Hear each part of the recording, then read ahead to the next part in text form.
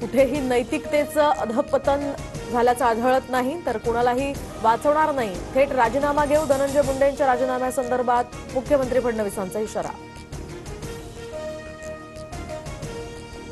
अधिवेशनाच्या आधी धनंजय मुंडेंचा राजीनामा होणार. अजितदादांनी 2 दिवसांपूर्वीच मुंडेंचा राजीनामा घेतलाय. माझ्याकडे 100% माहिती. करुणा मुंडेंचा TV9 मराठीवर खळबळजनक दावा. आजपासून राज्याच्या अर्थसंकल्पीय अधिवेशनाला सुरुवात होणार. कोकाटे मुंडेंच्या राजीनाम्यावर विरोधक आक्रमक. बीड हत्या प्रकरणावरून विरोधक सरकारची कोंडी करण्याची शक्यता.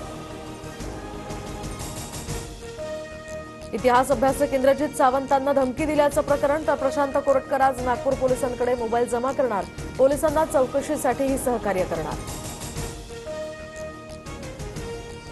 इंद्रजित सावंत धमकी प्रकरणी कोरटकर विरोधात जालन्यात गुन्हा. तर सकल मराठा समाज मराठा क्रांती मोर्चाच्या तक्रारीनंतर गुन्हा.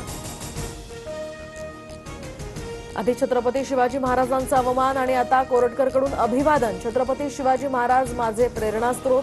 प्रशांत कोरटकरचा अभिवादनाचा व्हिडिओ समोर.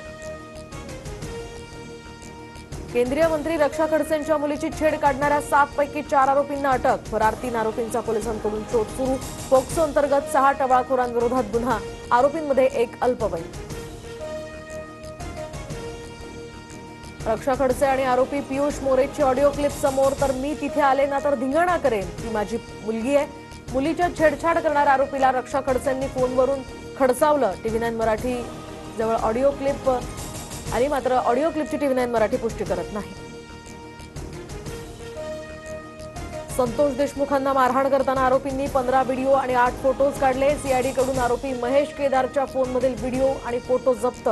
9 डिसेंबरला संतोष देशमुखांना 3 तास अमानुष मारहाण. व्हिडिओ समोर.